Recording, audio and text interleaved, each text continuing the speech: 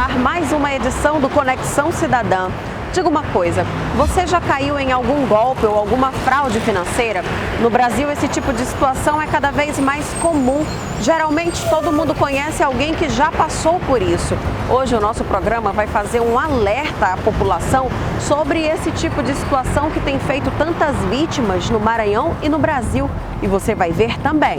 No quadro Transformando Vidas, vamos conhecer a história de Débora, uma jovem de 17 anos que nasceu sem nenhuma deficiência. Por causa de uma medicação errada na infância, a vida dela e da família se transformaram completamente. Vamos bater um papo com o defensor público Luiz Otávio Moraes Filho sobre essa atuação da Defensoria. No quadro Olhar da Defensoria, vamos aprofundar a análise sobre as fraudes financeiras. E no quadro Se Liga na Lei, fique por dentro dos seus direitos.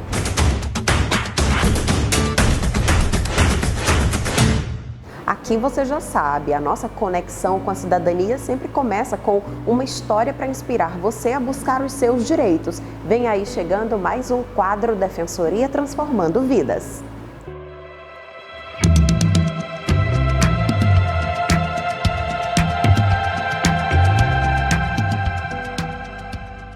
Quando Débora nasceu, 17 anos atrás, não havia nenhuma deficiência naquela bebê tão esperada. De repente, uma ida à emergência pediátrica em um hospital particular da capital maranhense marcou para sempre a vida de Débora e da família dela. Uma medicação errada levou à incapacidade física e neurológica da criança. Essa história teve um capítulo de grande alívio na história de Débora e da família, com a ajuda da Defensoria Pública. Todo dia é assim há mais de 15 anos. O esforço nos braços nem se compara à força do sentimento de Luciana pela filha, Débora. Em cada toque, um cuidado que torna a rotina cansativa, mas necessária para a garota viver. Aqui é onde ela passa, né, os momentos de após o banho, trocar a fralda.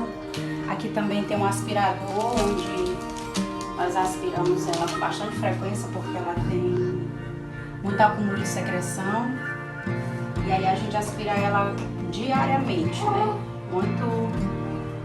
Muitos minutos e horas por dia. Para cuidar de Débora, Luciana abriu mão de tudo, algo que ela jamais imaginou quando a filha nasceu 17 anos atrás.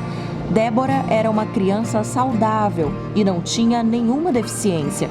Mas aos 2 aninhos, uma medicação errada em um hospital particular levou a criança a uma reação alérgica imediata. Foram mais de 10 minutos em parada cardíaca, 30 dias em coma na UTI. Esta foto foi tirada no dia em que a menina despertou, já com as sequelas que a fizeram perder quase todas as capacidades físicas e neurológicas. Ali começava uma grande luta para a família da pequena Débora. Os pais acionaram o hospital na justiça e 4 anos depois ganharam a causa. Compraram uma casinha melhor perto de onde já viviam, no bairro do João Paulo, em São Luís. A ideia era proporcionar mais qualidade de vida para a filha tão amada.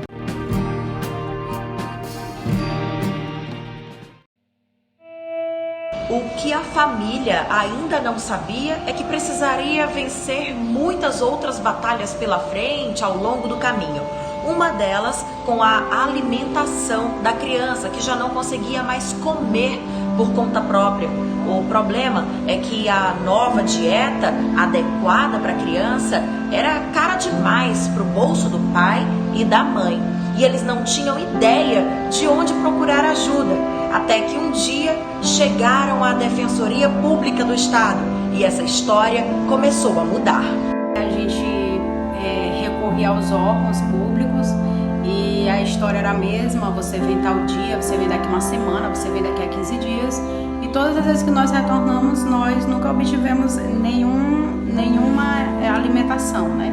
E aí foi quando uma amiga nos indicou vocês, né, nos falou sobre a Defensoria e mandou que eu procurasse, que lá eu ia obter alguma informação sobre isso. E para minha surpresa, cheguei lá, fui atenciosamente atendida, né? Foi um processo bem rápido e prontamente resolveram toda a situação.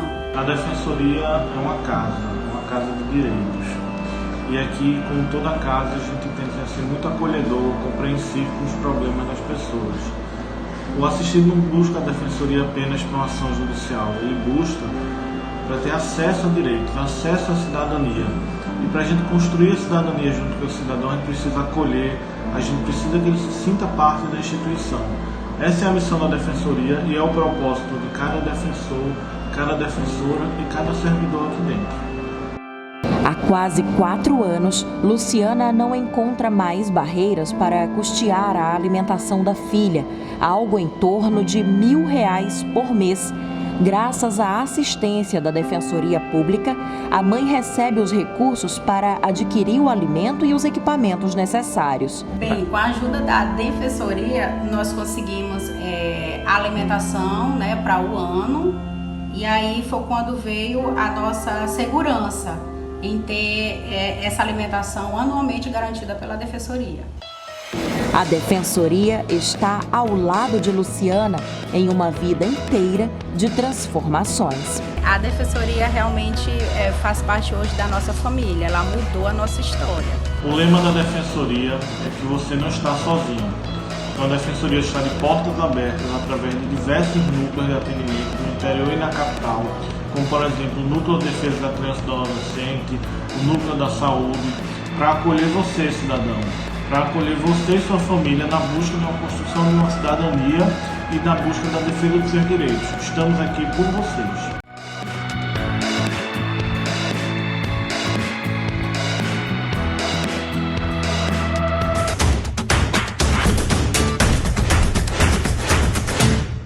Bom, muito legal ver o desfecho dessa história, né? É sempre emocionante acompanhar as histórias de transformação, de superação que tem a ajuda da Defensoria. Bom, aqui ao meu lado eu tenho a alegria de receber hoje o defensor público Luiz Otávio Moraes Filho, do Núcleo de Defesa do Consumidor, o NUDECON, que funciona na capital maranhense, aqui em São Luís. Então, defensor, seja bem-vindo ao Conexão Cidadã.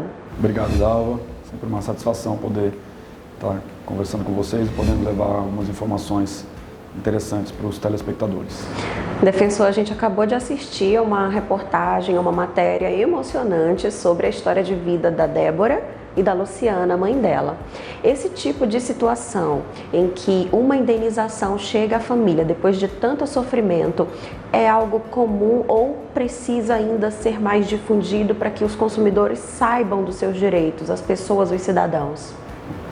Dalva, pois não. Inicialmente, como você mencionou, é uma história de dedicação, uma história de empenho. É muito bonito ver um vídeo, uma história, né, de superação que, com a ajuda da Defensoria, e a Defensoria tem uma grande satisfação de poder ajudar nesses casos, né?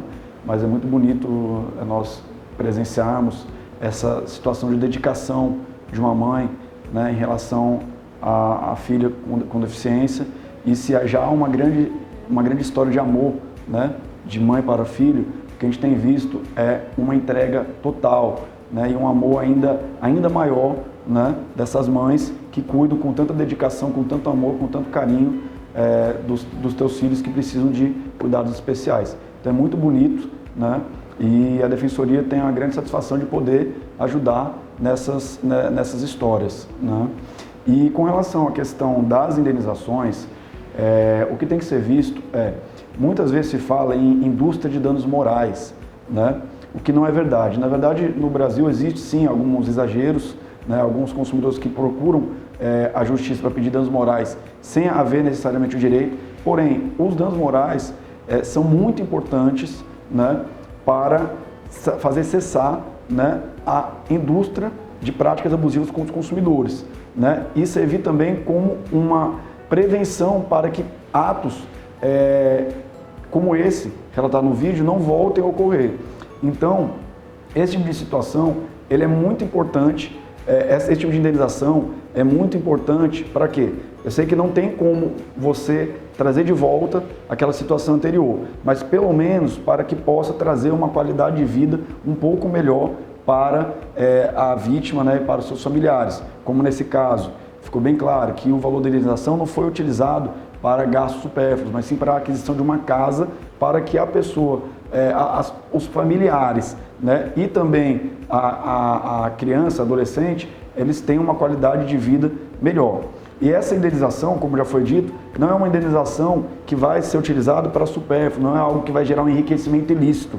Não, é algo que vai ser utilizado para o bem-estar da criança. Daí a importância dessas indenizações. Elas vão servir, além de gerar uma prevenção para que aquela empresa não volte a fazer isso com outros consumidores, ainda mais numa situação tão grave, de grande urgência, que poderia acarretar o óbito de uma criança, né? Ela serve sim essa indenização, e o judiciário é importante que esteja atento a esse tipo de situação para que a empresa sinta no bolso um pouco o reflexo do que fez, né? Além de toda a repercussão negativa que houve para a empresa, que ela também sinta o reflexo financeiro, né, dessa conduta que ela fez com a criança.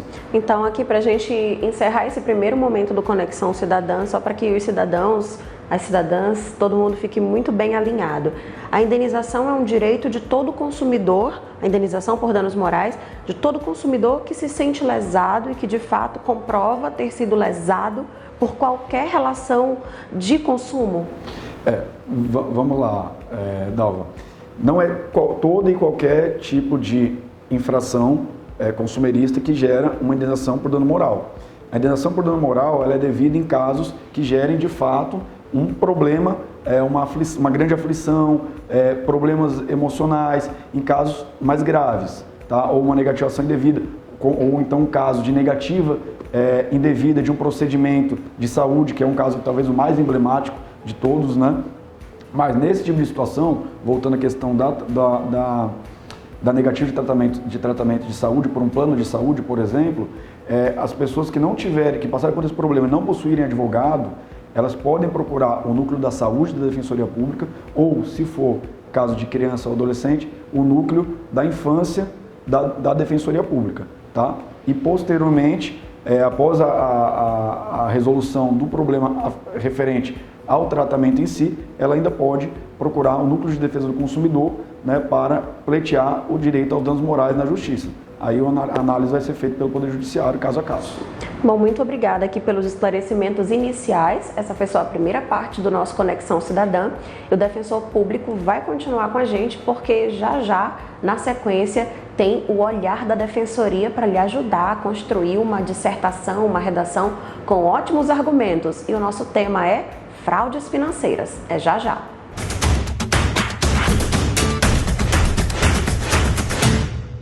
Empréstimos bancários que o consumidor não solicitou, consórcios com promessas de cotas contempladas. A quantidade de denúncias e de reclamações nesse cenário tem aumentado bastante na Defensoria Pública do Estado do Maranhão, em especial no Núcleo de Defesa do Consumidor, o NUDECOM.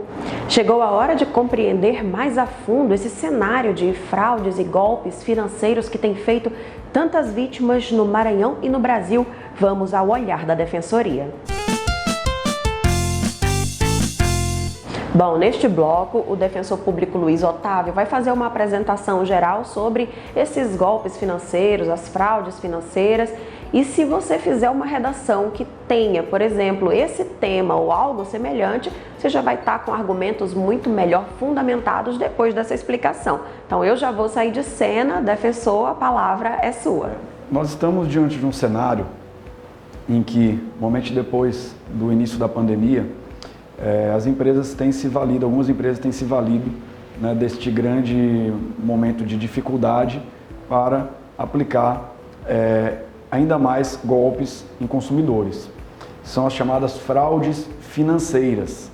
E eu vou trazer nessa minha fala duas situações que têm sido muito corriqueiras no Núcleo de Defesa do Consumidor. A Defensoria Pública tem um núcleo especializado em defesa do consumidor, responsável pela atuação individual, ou seja, defesa individual dos consumidores, e também pela atuação coletiva, ou seja, na busca pela resolução coletiva de demandas, investigação destas empresas, para tentar fazer com que essas práticas sejam coibidas. Eu vou listar aqui dois modelos de fraude, como já foi mencionado, são os empréstimos consignados não contratados e contratações de consórcio mediante promessa de cota contemplada. Inicialmente, o que é um empréstimo consignado? O empréstimo consignado é aquela modalidade de empréstimo, em geral, feita por pessoas idosas, não apenas por idosos, mas em sua maioria feita por pessoas idosas, né? Em que o desconto ele é feito direto do contra-cheque do contratante. O que é que nós temos visto ultimamente? Na verdade, de alguns anos para cá, esse tipo de fraude ela sempre existiu, né? E no último ano houve um aumento significativo dessa fraude referente à questão de contratação desses tipos de empréstimo sem solicitação do consumidor. Para se ter uma ideia, apenas do ano de 2019 para o ano de 2020, houve um aumento de 441% de reclamações na plataforma consumidor.gov.br, que pertence ao Ministério da Justiça, o que demonstra a gravidade da situação. E agora eu pretendo informar a vocês o quão isso é prejudicial e como vocês podem se prevenir e resolver esse tipo de situação caso isso venha a ocorrer. Pois bem, muitas vezes o idoso, em sua maioria idosos, ele já tem outros contratos consignados, ou em alguns casos sequer possui outros contratos consignados, e é surpreendido com um depósito em sua conta bancária, sem que tenha havido a sua solicitação. É muito importante logo de início que o consumidor saiba que não existe, como diz a expressão popular, não existe almoço grátis. Se você recebeu um dinheiro na sua conta, né, você é idoso, então se isso é uma informação que deve ser passada para os pais, avós, para todos os familiares. Se você recebeu um dinheiro na sua conta, você não sabe a origem, busque inicialmente a sua instituição financeira, onde você possui conta, para saber de onde veio essa quantia. Em hipótese alguma, faça o saque, ou seja, não utilize essa quantia que foi depositada. Por quê? Na grande maioria dos casos, o que tem acontecido esses contratos estão sendo feitos de forma fraudulenta,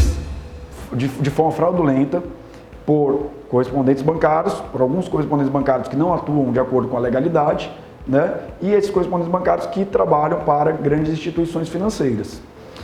De que forma isso vem acontecendo?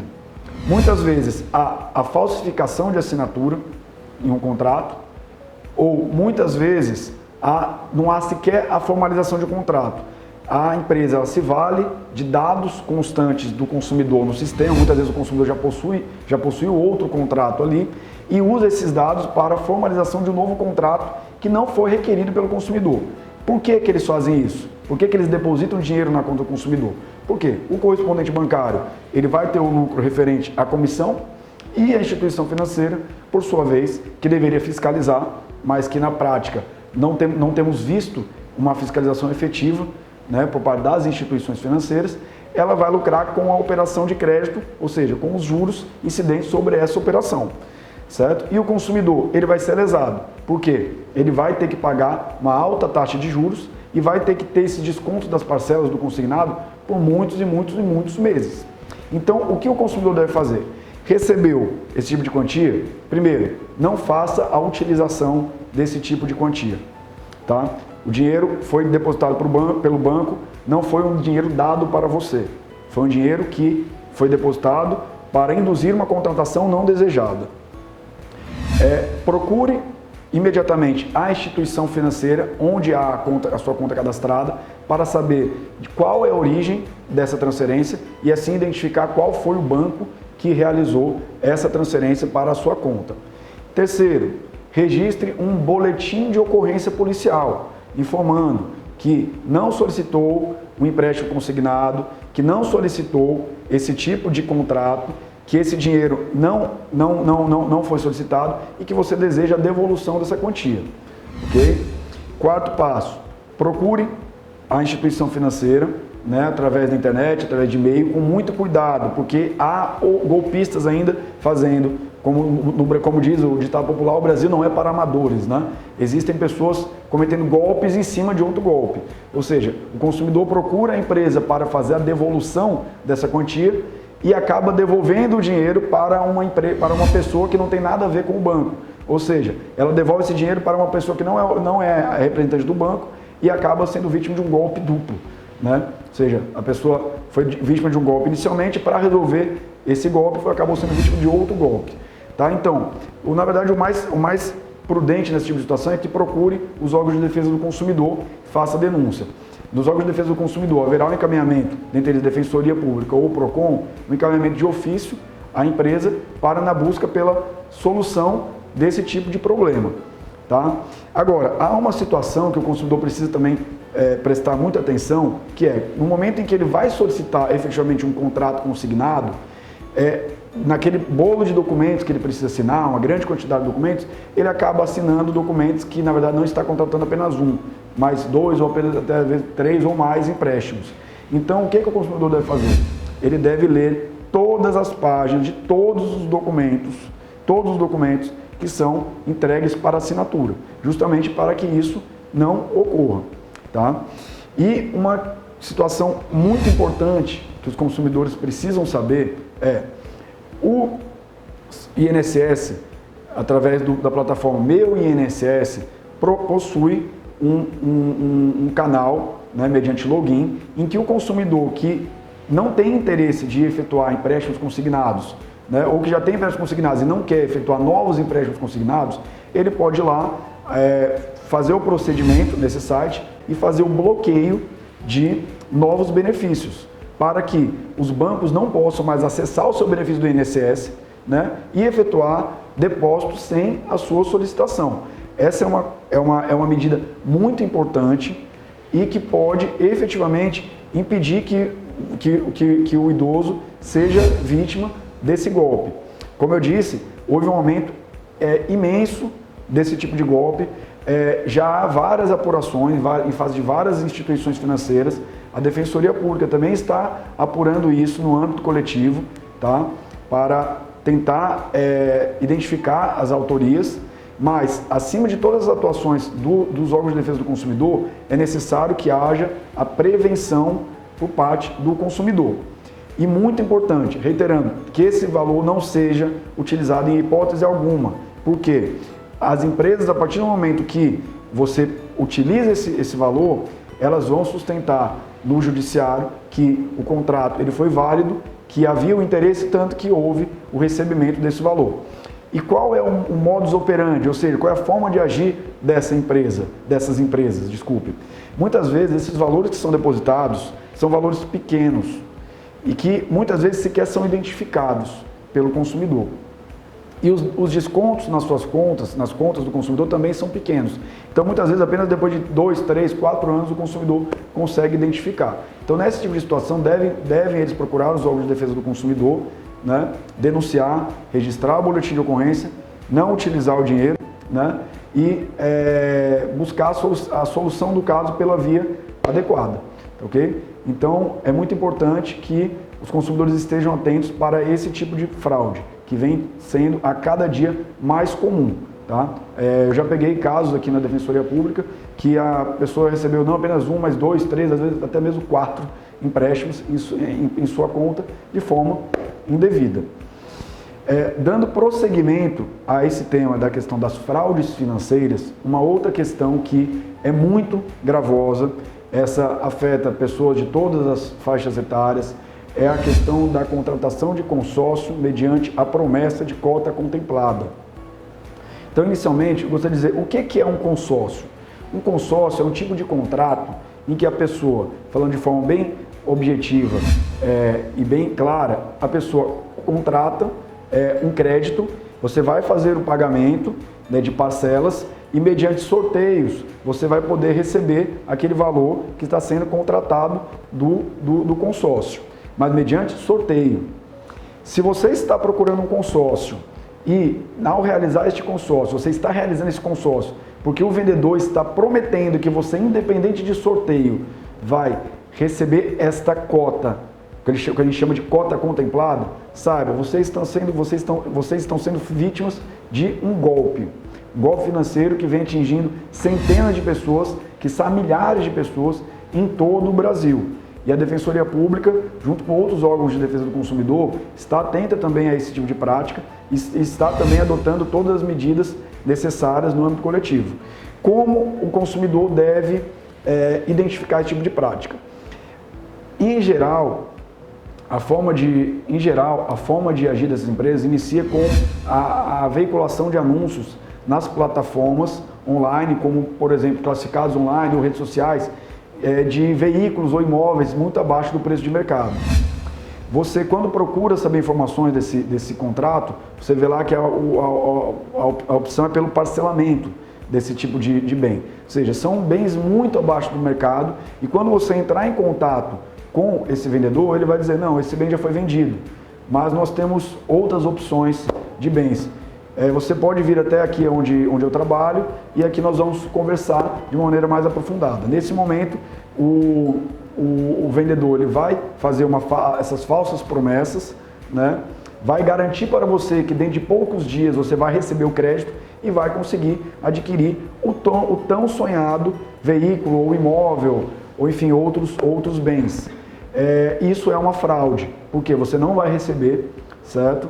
Ao procurar a empresa, eles vão dizer que na verdade o contrato diz outra coisa, o contrato informa que não há promessa de cota contemplada, tá? Então você acabou sendo ludibriado, você consumidor acabou sendo ludibriado, assinando um contrato, pagando muitas vezes o dinheiro todo que você conseguiu arrecadar, conseguiu guardar durante toda a sua vida para comprar, por exemplo, um imóvel, e ao final você vai receber uma quantia irrisória frente ao que você pagou, isso se você receber. Para se ter uma ideia, apenas de uma empresa chamada Multimarcas, no ano de 2019, constam 119 reclamações semelhantes apenas no estado do Maranhão. A Defensoria Pública, o Ministério Público e o PROCON já inclusive apresentaram representação à Secretaria de Segurança Pública do Estado, pedindo apuração, inclusive de possíveis práticas criminosas, né? Deve ser objeto de apuração, tá? E os órgãos de defesa do consumidor estão trabalhando também em uma ação civil pública contra essa empresa pela grande quantidade de reclamações semelhantes, não apenas no estado do Maranhão. Para se ter ideia, em outros 7 estados da federação já há ações civis públicas promovidas pela Defensoria, pelo Ministério Público e pelo PROCON em face dessa mesma empresa. Há também reclamações semelhantes em face de empresas chamadas Realiza, Jockey Club, Nacional, dentre outras. Então, sempre que houver um consumidor estiver buscando contratar com essas empresas e estiver havendo essa promessa de venda de cotas contempladas, fiquem cientes de que isso é uma fraude, que vai haver um prejuízo e você muito provavelmente vai perder esse dinheiro que está sendo investido. Então, muito cuidado, as ações individuais, muitas delas têm sido julgadas improcedentes, porque os consumidores não têm como comprovar, na maioria dos casos, essas promessas indevidas que foram feitas, porém, em muitos outros casos, nós já temos as comprovações mediante gravação. Então, se vocês ainda assim quiserem contratar com as empresas, a orientação que nós damos é que haja a gravação, né? Se for por conversa a gravação do atendimento, se for por conversa de WhatsApp, que seja guardada toda essa conversa, para que isso possa servir como prova. Porém, reiterando, havendo promessa de consórcio mediante cota contemplada, saiba, isso é uma fraude que vem sendo realizada, que vem prejudicando centenas de consumidores e que você deve estar devidamente atento para não cair nesse tipo de golpe. Bom, essas informações servem para que os telespectadores possam conhecer os direitos, conhecer os mecanismos de fraude e assim conseguir uma prevenção mais adequada, né? Podem também utilizar essas informações para replicar aos seus familiares e conhecidos para que esses também possam se prevenir, né? E também, caso haja necessidade de construção de um tema envolvendo a questão de fraudes financeiras, vocês tenham elementos suficientes para a confecção de um bom trabalho.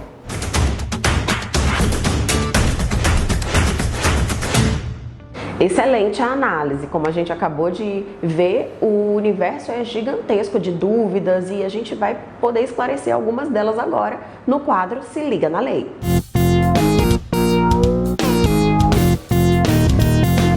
Então chegamos ao finzinho do Conexão Cidadã e agora já vamos direto para esse momento de perguntas e respostas breves, diretas, objetivas sobre os seus direitos. E aí eu já vou começar perguntando aqui para você, defensor, sobre algo muito comum nos dias de hoje. As pessoas têm ali uma necessidade, tiveram perda de renda e às vezes recorrem a empréstimos, mas são empréstimos com instituições que cobram taxas tão elevadas que essa pessoa talvez não consiga ver ou prever quando vai conseguir pagar isso.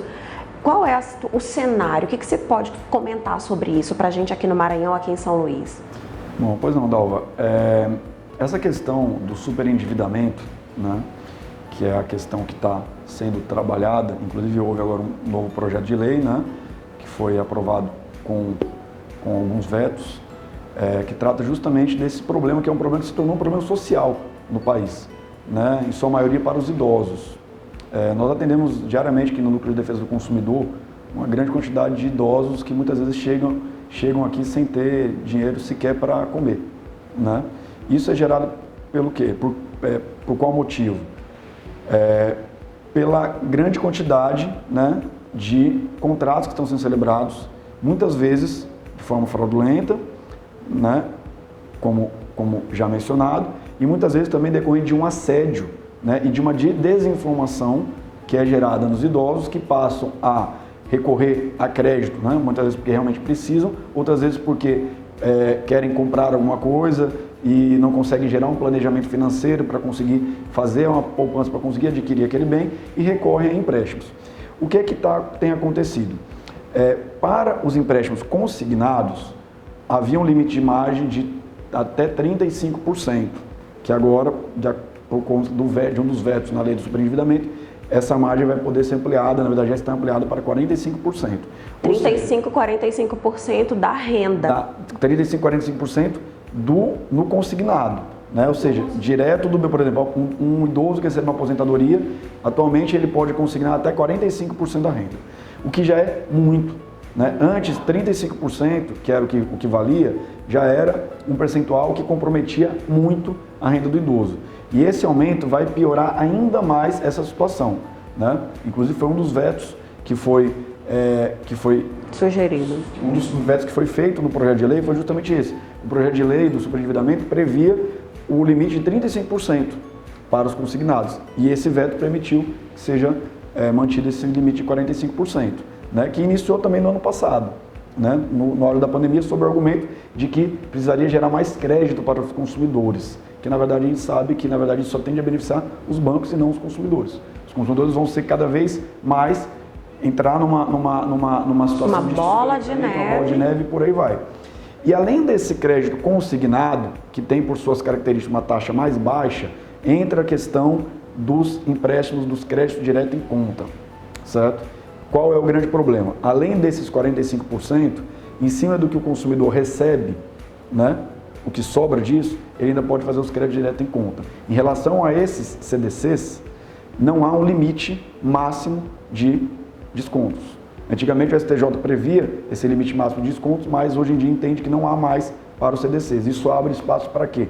Para que empresas, por exemplo, como a Crefisa, que é uma empresa muito reclamada no Núcleo de Defesa do Consumidor, consiga aumentar muito a margem de contratos, e são contratos que muitas vezes chegam a atingir um patamar de juros de até 1000% ao ano. Ou seja, é algo extremamente lesivo para o consumidor.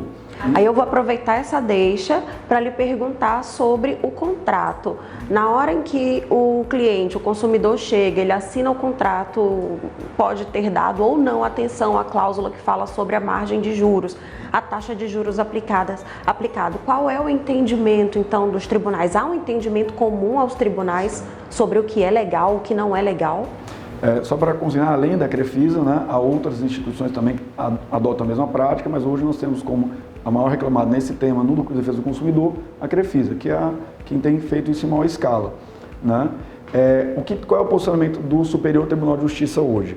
O STJ possui um posicionamento no sentido de que os contratos de empréstimo cuja taxa de juros seja manifestamente acima da taxa de juros de mercado, ou seja, aquela média veiculada pelo Banco Central, esses contratos são ilícitos, tá? Então, por esse panorama, um contrato que possui uma taxa de juros de 1000% ao ano, enquanto a taxa média de mercado é de 100, 120, 150, por exemplo, ele é manifestamente ilícito. Então, pelo posicionamento hoje vigente do STJ, esse tipo de contrato é ilícito. Quando se vai nas instâncias superiores, há juízes que entendem como ilícito, outros que entendem como que não é ilícito. Assim como o Tribunal de Justiça, nós tivemos já posicionamento favorável, né, inclusive fixando indenização para um consumidor que celebrou um contrato desse tipo e acabou ficando com a renda completamente comprometida. Então, o que nós precisamos informar ao consumidor? Muito cuidado, muita cautela no momento de celebrar um contrato de empréstimo.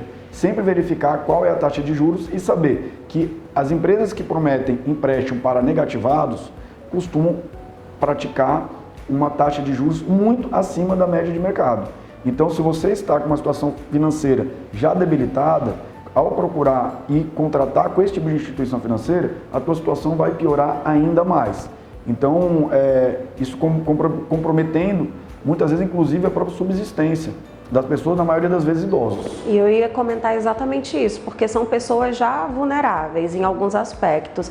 Quando vem a renda completamente comprometida, tendem a desenvolver problemas de saúde que, enfim, levam a família a uma ruína, não é, defensor? Exato. E, por exemplo, pessoas que, por conta desse superendividamento, que já tem comprometida, vamos supor, 45% da renda no consignado e mais a quase totalidade da renda no crédito direto em conta, essa pessoa não vai ter dinheiro para comer, para comprar remédio, e isso levando em conta que a maioria das pessoas superendividadas são idosos, né, que têm naturalmente gastos adicionais com saúde e com outras necessidades. Então é um problema, como eu mencionei no início, é um problema social. Defensor, aproveitando aqui esse nosso assunto a respeito de instituições financeiras e bancos, tem uma outra prática também que chama a atenção e diz respeito aos cartões consignados. O que é isso exatamente? Pois não, Dalva. É outra questão que nós costumamos chamar muito a atenção dos consumidores.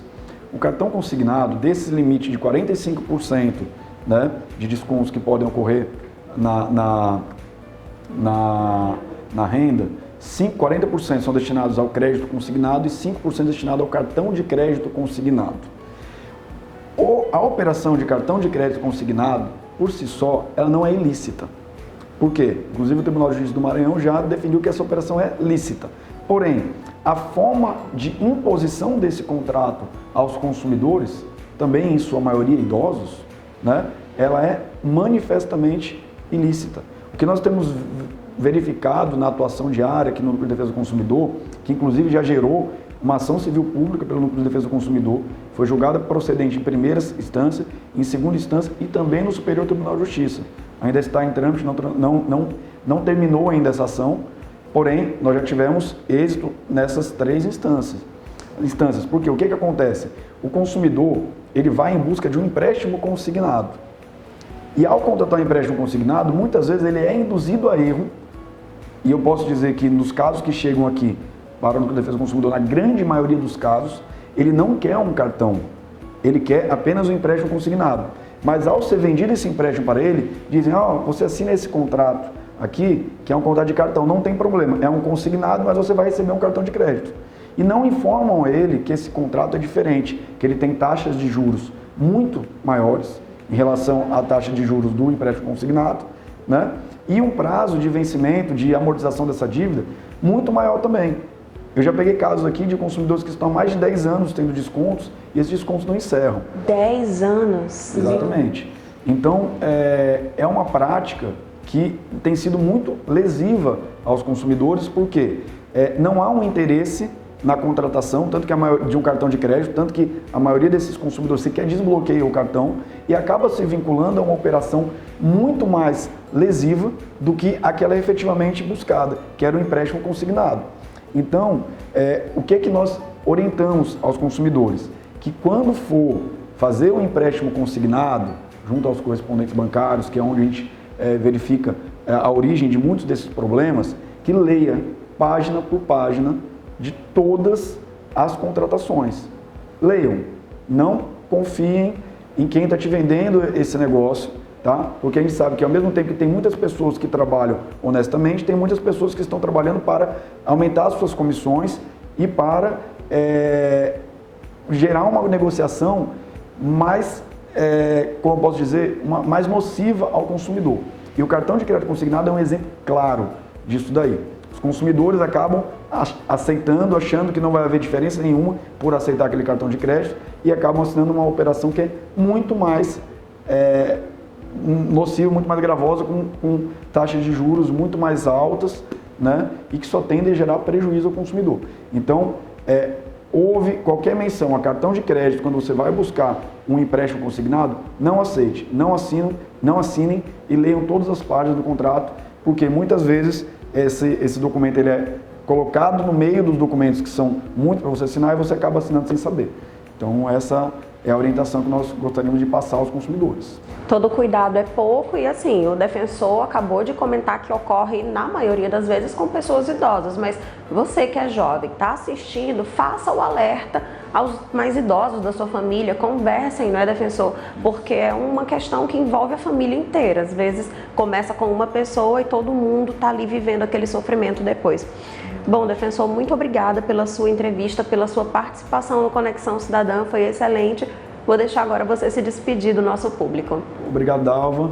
É sempre uma grande satisfação poder participar e expor aos consumidores, né, os riscos e como vocês podem se prevenir de fraudes e de contratos nocivos nas relações de consumo. Eu agradeço muito a oportunidade.